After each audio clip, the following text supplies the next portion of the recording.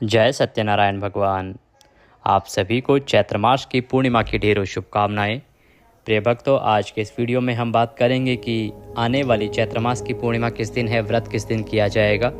चैत्र पूर्णिमा पर सत्यनारायण भगवान का व्रत किया जाता है और चंद्र अर्घ व्रत किया जाता है। व्रत दोनों ही किस दिन किए जाएंगे।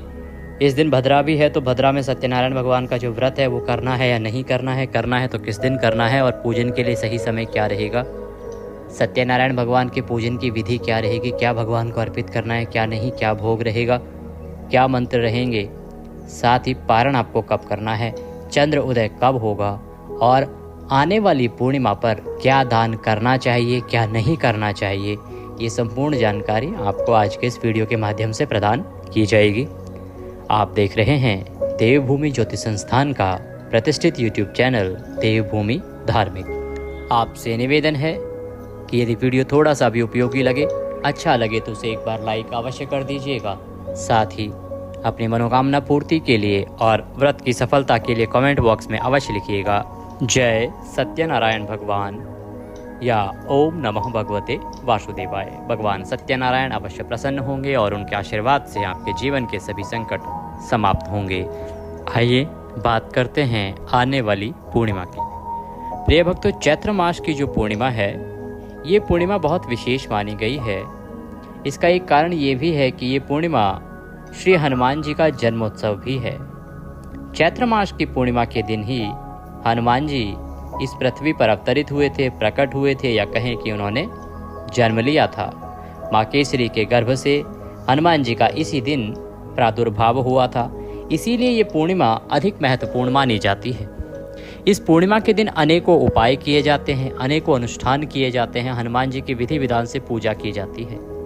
हनुमान जी की पूजा का विशेष विधान हमने आपको वीडियो के माध्यम से बताया है, उसे अवश्य देख लीजिएगा।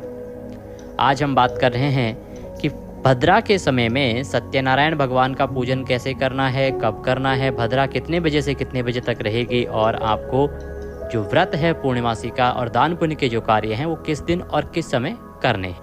देखिए, पूर्णिमा के दिन ना 3 प्रमुख कार्य हैं जो किए जाते हैं। सबसे पहले गंगा स्नान या पवित्र नदियों का स्नान, दूसरा दान पुण्य के कार्य। इस दिन ब्राह्मण को दान देना, गरीबों को दान देना, ब्राह्मण को भोजन कराना, इसका बहुत अधिक फल बताया गया है। और तीसरा प्रमुख कार्य है सत्यनारायण भगवान का व्रत, पूजन, कथा श्रवण और चंद्र अर्घ व्रत। तो सबसे पहले आरंभ करते हैं जानकारी कि आपने किस प्रकार से इस दिन सत्यनारायण भगवान का पूजन करना है और दान पुण्य के कार्य करने हैं। पूर्णिमा वाले दिन आपको सुबह सूर्योदय से पहले उठना चाहिए। उठने के बाद जो आप स्नान करेंगे ना, प्रथम स्नान, उसके लिए महिमा कही गई है कि आप गंगा स्नान कीजिए पूर्णिमा के दिन, बहुत उत्तम है। आप किसी अन्य पवित्र नदी में जाइए, स्नान कीजिए। त्रिवेणी संगम के स्नान की महिमा बहुत अधिक है, परंतु सभी के लिए संभव नहीं है आज के समय में कि वो त्रिवेणी संगम जा सके प्रत्येक पूर्णिमा पर, या किसी और पवित्र नदी में जाके स्नान कर सके। तो उस अवस्था में आप क्या करें कि इस दिन जो अब आप नहाएंगे पूर्णिमा वाले दिन, तो जो आपके नहाने की बाल्टी में पानी भरते हैं ना, उसको अच्छे से साफ कीजिए पहले। फिर उसमें थोड़ा सा गंगा जल, अगर आपके पास है तो गंगा जल डाल लीजिए, और यदि आप कुंभ होके आए थे, त्रिवेणी का जल लाए थे, तो त्रिवेणी का जल डाल दीजिए उसके अंदर, और उसके बाद उसमें शुद्ध जल भर लीजिए। इस जल से आप स्नान कीजिए उत्तर दिशा की ओर मुख करके, और हर हर गंगे या जय मां त्रिवेणी बोलते हुए। ये जो स्नान होगा ना आपका, ये आपका पवित्र गंगा स्नान या पवित्र त्रिवेणी स्नान के समान फल देगा। ये कहें कि आप घर बैठे बैठे एक प्रकार से गंगा स्नान प्राप्त कर लेंगे। तो इस प्रकार से आपने स्नान करना है इस चैत्र पूर्णिमा को। स्नान करने के बाद स्वच्छ वस्त्र धारण कीजिए। स्वच्छ वस्त्र धारण करके भगवान भास्कर को जल दीजिए, अर्थात सूर्यदेव को जल दीजिए, और आपका जो पूजा स्थल है ना, जहाँ भी आप पूजन करते हैं, उसकी साफ सफाई कीजिए। पूजा की सामग्री एकत्र कीजिए और आसन लगा के बैठ जाइए। फिर हम पूजन का और व्रत का संकल्प करेंगे और उसके बाद आगे पूजन करेंगे। तो अब बात ये आती है कि हमें पूजन के लिए सामग्री की क्या आवश्यकता होगी, क्या क्या चीज़ों की जरूरत होगी। सामग्री एक बार आप नोट कर लीजिए, जिससे कि आप समय से एकत्र कर सकें। इस सामग्री में से अधिकतम जो सामग्री है वो तो आपके घर में होती ही है। सभी सनातनी भाई बहनों के घर में ये जो सामग्री है बहुत सूक्ष्म सामग्री है, ये होती है। इसमें से कुछ 2-4 आइटम होंगे जो नहीं मिलेंगे घर में, तो वो आप अवश्य ही बाजार से ले आइएगा। नोट कीजिए एक बार। सबसे पहले तो भगवान सत्यनारायण की तस्वीर या प्रतिमा आपके पास होनी चाहिए। भगवान की स्थापना करने के लिए अगर आपके पास चौकी है तो बहुत उत्तम है, चौकी लीजिएगा। और बिछाने के लिए उस पर पीला वस्त्र यदि आपके पास मिल जाए तो वह भी बहुत उत्तम रहेगा, पीला वस्त्र ले लीजिएगा। इसके अतिरिक्त रौली, मौली, पान, सुपारी, लौंग, इलायची, धूप, दीप, नैवेद्य, फूलों की माला, खुले फूल, अक्षत, इत्र और जनेऊ, यज्ञोपवीत जिसे कहते हैं, रुई, माचिस और घी का दिया, साथ में एक तांबे का लोटा। ये सामग्री है जिसकी आवश्यकता आपको सत्यनारायण भगवान के पूजन में होगी। भोग में आपके पास होना चाहिए पंजीरी, पंजीरी के साथ में पंचामृत और पंचामृत के साथ केले। ये भगवान को भोग लगेगा। अंत में हम जो नैवेद्य अर्पित करेंगे, नैवेद्य में आप मिश्री रख सकते हैं या मिठाई रख सकते हैं या फिर फल अर्पित कर सकते हैं। ये सारी सामग्री आपने एकत्र कर लेनी है और एकत्र करके आसन लगा के बैठ जाइएगा। ऐसा नहीं कि एक एक सामग्री के लिए बार बार उठ रहे हैं, फिर ला रहे हैं, उठ रहे हैं, नहीं, ये उचित नहीं है। एक बार सामग्री एकत्र कर लीजिए और एक बार ही बैठ के पूजन कीजिए। आप सारी सामग्री लेके आ गए हैं तो आसन लगाइए, उत्तर दिशा की ओर मुख करके और बैठ जाइए। तांबे का जो लोटा है उसमें पहले गंगा जल भरिएगा, उसके बाद उसमें शुद्ध जल भर लीजिएगा।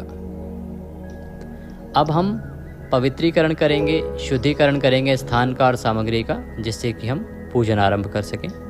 तो जो लोटा है ना जल का भरा हुआ, उसमें एक पुष्प डुबोइए और उस पुष्प से अर्थात फूल से सभी सामग्री पर और स्थान पर जल के छींटे दीजिए। जल के छींटे देने से वह सभी स्थान और सामग्री पवित्र हो जाएगी।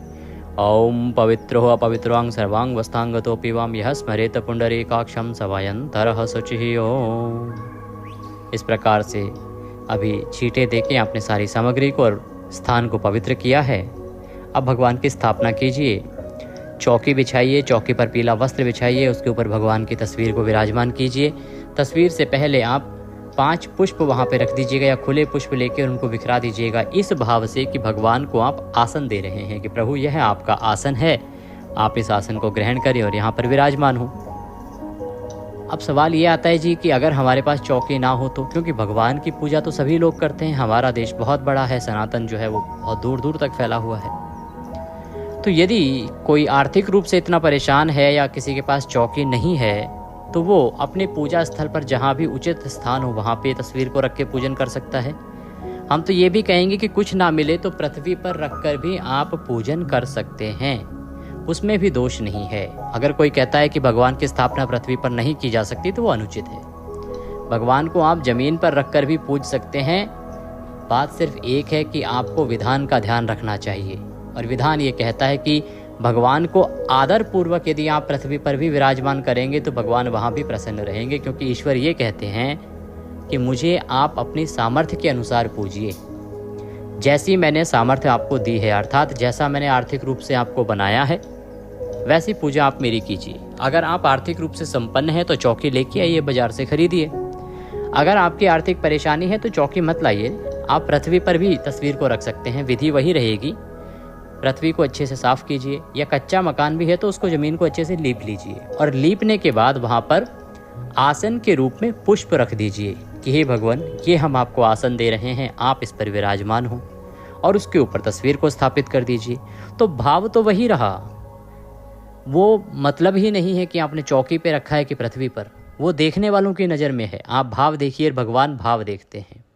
आपने पुष्प आसन के रूप में दिया है और उसके ऊपर भगवान विराजमान है। तो इस प्रकार से आपको भगवान को विराजमान करना है। तस्वीर है तो तस्वीर को, और प्रतिमा है तो प्रतिमा को स्थापित करना है। भगवान के सीधे हाथ की तरफ घी का जो दीपक आपका होगा उसको रखिएगा।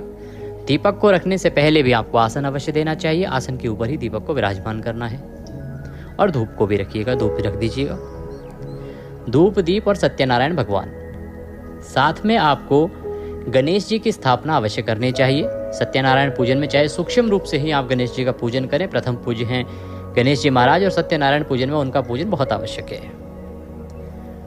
अगर आप कलश स्थापित कर सकते हैं तो सबसे उत्तम तो ये होता है कि आप कलश स्थापित करें। अगर कलश स्थापित नहीं भी कर सकते हैं, क्योंकि 100 में से 4 ही लोग हैं जिनके पास इतना सब कुछ होता है कि वो इस विधि से पूजन करें, मैं आपको सूक्ष्म विधि के हिसाब से चलता हूँ कि अगर आप कलश नहीं भी स्थापित करते हैं तो कोई बात नहीं, गणेश जी को स्थापित कीजिए।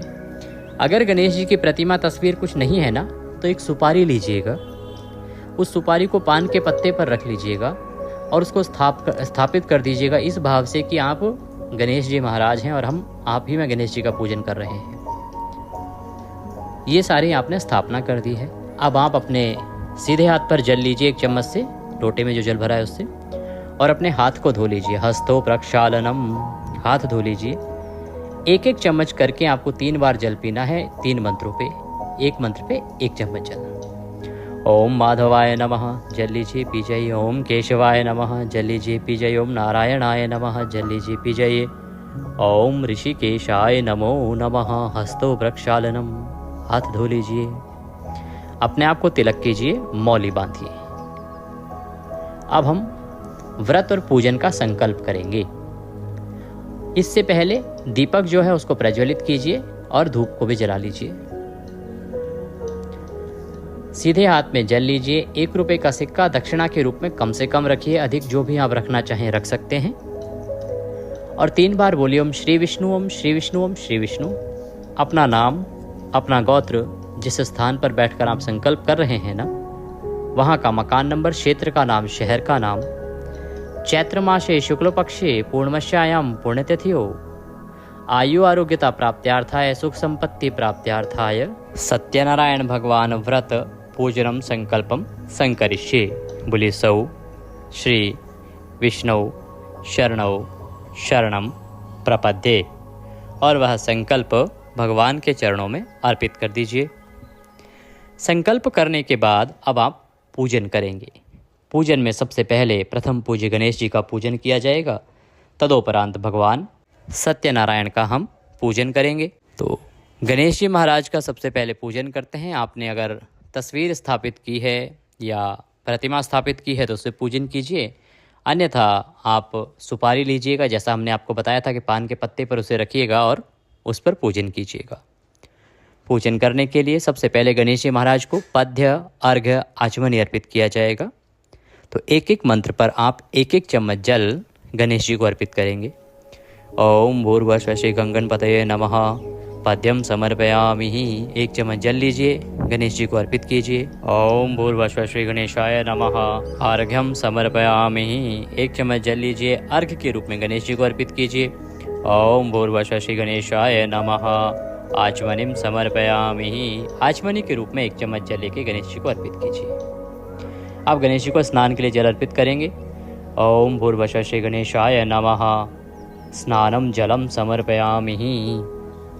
अब पंचामृत से स्नान कराएंगे। पंचामृत बनाइए, कच्चा दूध, दही, घी, शहद और शक्कर, इन 5 चीज़ों को मिलाइए, पंचामृत बनाइए और पंचामृत से आप गणेश जी को स्नान कराइए। ओम भूर्भुवः श्री गणेशाय नमः, पंचामृत स्नानम समर्पयामि।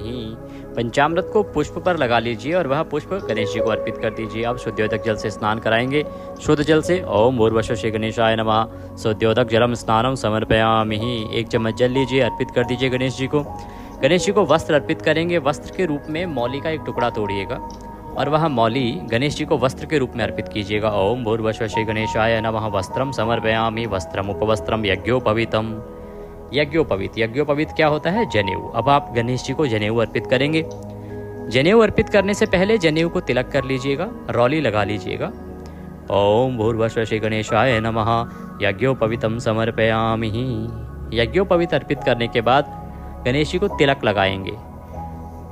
रौली, कुमकुम आदि से गणेश जी को तिलक कीजिए। ओम भूर्भुवः श्री गणेशाय नमः, तिलकम समर्पयामि। तिलकम तिलकान्ते अक्षतम पान्तु, अक्षतम पान्तु पुष्पाणि पान्तु। अब गणेश जी को आप पुष्प अर्पित करेंगे। माला अगर आपके पास है तो माला पहनाइए, नहीं तो पुष्प अर्पित कीजिए, खुले फूल अर्पित कीजिए गणेश जी को। ओम भूर्भुवः श्री गणेशाय नमः, पुष्पम समर्पयामि। पुष्प अर्पित कीजिए। पुष्प अर्पित करने के बाद धूप दिखाएंगे, दीप दिखाएंगे गणेश जी को। ओम भूर्भुवः श्री गणेशाय नमः, धूपम दर्शयामि, दीपम दर्शयामि। धूप दिखाइए, दीप दिखाइए और नैवेद्य अर्पित कीजिए। गणेश जी को नैवेद्य अर्पित करेंगे। नैवेद्य के रूप में जो भी आपके पास फल हो, मिठाई हो या आपके पास लड्डू हो, अन्यथा मिश्री हो, वह आप नैवेद्य के रूप में गणेश जी को अर्पित कर सकते हैं। ओम भूर्भुवः श्री गणेशाय नमः, नैवेद्यम समर्पयामि। अब आप जलाचमनी कराएंगे। जलाचमनी के लिए 1 चम्मच जल लीजिएगा और गणेश जी को अर्पित कीजिएगा। ओम भूर्भुवः श्री गणेशाय नमः। भोजनान्ते जलाचमनिं समर्पयामि। जलाचमनी करने के बाद गणेश जी को तांबूल अर्पित करेंगे। तांबूल क्या होता है? पान का पत्ता लीजिएगा, हमने सामग्री में बताया था आपको। उसकी डंडी तोड़ दीजिएगा, उसमें 2 लौंग, 2 इलायची, 1 सुपारी रखिएगा, उसका बीड़ा बनाइएगा और वह बीड़ा गणेश जी को तांबूल के रूप में अर्पित कीजिएगा। ओम भूर्भुवः श्री गणेशाय नमः। तांबूलम समर्पयामि। तांबूलम पूंगी फलम शुभ दक्षिणायाम शुभदो वरदो भवः। अब गणेश जी को दक्षिणा स्वरूप जो भी राशि आप अर्पित करना चाहते हैं, द्रव्य अर्पित करना चाहते हैं, वह अर्पित कीजिए। ओम भूर्भुवः श्री गणेशाय नमः। शुभ दक्षिणायाम समर्पयामि। दक्षिणा अर्पित कीजिए। दक्षिणा अर्पित करके हाथ जोड़ के गणेश जी को नमस्कार कीजिए और तदोपरांत हम भगवान सत्यनारायण का पूजन आरंभ करेंगे। सत्यनारायण भगवान का पूजन करने के लिए सत्यनारायण भगवान के सामने एक पात्र रख दीजिए, कोई कटोरी रख दीजिए जिसमें कि आप पूजा की सामग्री अर्पित करेंगे। इससे लाभ ये होगा कि जो पूजन का सामान है, पानी आदि है, वह सब पैरों में नहीं आएगा। सबसे पहले श्री सत्यनारायण भगवान का ध्यान कीजिए, भगवान से निवेदन कीजिए कि प्रभु हम आपका आज यहाँ विधिवत पूजन कर रहे हैं, आप यहाँ आसन ग्रहण करके विराजमान हों और इस पूजन को स्वीकार करें। निवेदन करने के बाद अब सत्यनारायण भगवान का पूजन आरंभ करेंगे। सबसे पहले पद्य, अर्घ्य, आचमनी अर्पित किया जाएगा। 1-1 चम्मच जल आप मंत्र के अनुसार अर्पित करते जाइएगा। ओम भूर्भुवः श्री सत्यनारायणाय नमः। पद्यम जलम समर्पयामि। पद्य अर्पित कीजिए, पद्य के रूप में 1 चम्मच जल लीजिए, अर्पित कीजिए। अर्घ्य देंगे अब। ओम भूर्भुवः श्री सत्यनारायणाय नमः। अर्घ्यम समर्पयामि। ओम भूर्भुवः श्री सत्यनारायणाय नमः। आचमनिम समर्पयामि। पद्य, अर्घ्य, आचमनी कराने के बाद अब भगवान को स्नान कराएंगे। आपके पास यदि सत्यनारायण भगवान की प्रतिमा है तो आप उसको जल से स्नान करा सकते हैं, और अगर आपके पास प्रतिमा है तो जो आपने अर्घ्य अभी दिया है वो अर्घ्य भी आप शंख से अर्पित कीजिएगा, बहुत उत्तम फलदायी रहेगा। अन्यथा तस्वीर पर पूजन कर रहे हैं तो तस्वीर के सामने जो हमने एक पात्र रखवाया है, कटोरी रखवाई है, उसी में सारा पूजन और जल अर्पित कीजिएगा। आइए भगवान को स्नान कराते हैं। ओम श्री वरुणाय नमः। भूर्भुवः श्री सत्यनारायणाय नमः। स्नानम जलम समर्पयामि। पंचामृत से स्नान कराएंगे। कच्चा दूध, दही, घी, शहद और शक्कर, 5 चीज़ों को मिला के पंचामृत बनाइए, उसको पुष्प पर लगा लीजिए और वह फूल आप अर्पित करेंगे। इसके अतिरिक्त आप अगर प्रतिमा पर पूजन कर रहे हैं तो सीधा पंचामृत से स्नान भी करा सकते हैं। ओम भूर्भुवः श्री सत्यनारायणाय नमः। पंचामृत स्नानम समर्पयामि। पंचामृत अर्पित कीजिए। पंचामृत स्नान के बाद पुनः शुद्ध जल से स्नान कराएंगे, शुद्ध्योदक स्नान होगा। ओम भूर्भुवः श्री सत्यनारायणाय नमः। शुद्ध्योदक स्नानम जलम समर्पयामि। शुद्ध जल अर्पित कीजिए। शुद्ध जल अर्पित करने के बाद अब भगवान को वस्त्र अर्पित करेंगे। वस्त्र के रूप में एक मौली का टुकड़ा लीजिएगा और मौली तोड़कर वह वस्त्र के रूप में भगवान सत्यनारायण को अर्पित कीजिएगा। ओम भूर्भुवः श्री सत्यनारायणाय नमः। वस्त्रम समर्पयामि। वस्त्रम उपवस्त्रम यज्ञोपवीतम। यज्ञोपवीत अर्पित करेंगे। यज्ञोपवीत क्या होता है? जनेऊ लीजिएगा। जनेऊ को पहले रौली लगा लीजिएगा, रौली का तिलक कीजिएगा और उसके बाद जनेऊ अर्पित कीजिएगा। ओम भूर्भुवः श्री सत्यनारायणाय नमः। यज्ञोपवीतम समर्पयामि। यज्ञोपवीत अर्पित करने के बाद अब भगवान को इत्र लगाएंगे, सुगंध लगाएंगे। इत्र आप अर्पित करेंगे, पुष्प पर लगा लीजिए, फूल पर लगा लीजिए इत्र, या तो आप रुई पर लगा लीजिए और वह अर्पित कीजिएगा। ओम भूर्भुवः श्री सत्यनारायणाय नमः। इत्रम समर्पयामि। इत्र अर्पित करने के बाद अब भगवान को तिलक लगाएंगे। प्रेम से तिलक लगाइएगा। ओम भूर्भुवः श्री सत्यनारायणाय नमः। रौलिक कुमकुमादिकम तिलकम समर्पयामि। तिलक अर्पित कीजिए। तिलकम तिलकांते अक्षतम पान्तु। अक्षत अर्पित कीजिए, अक्षत लगाइए। अब पुष्प अर्पित करेंगे। ओम भूर्भुवः श्री सत्यनारायणाय नमः। पुष्पम समर्पयामि। माल्यार्पणम कुरुः। पुष्प समर्पित कीजिए और अगर माला है ना आपके पास तो भगवान सत्यनारायण को माला पहनाइए। माला पहनाने के बाद भगवान को धूप दिखाएंगे और दीप दिखाएंगे। ओम भूर्भुवः श्री सत्यनारायणाय नमः। धूपम दर्शयामि। ओम भूर्भुवः श्री सत्यनारायणाय नमः। दीपम दर्शयामि।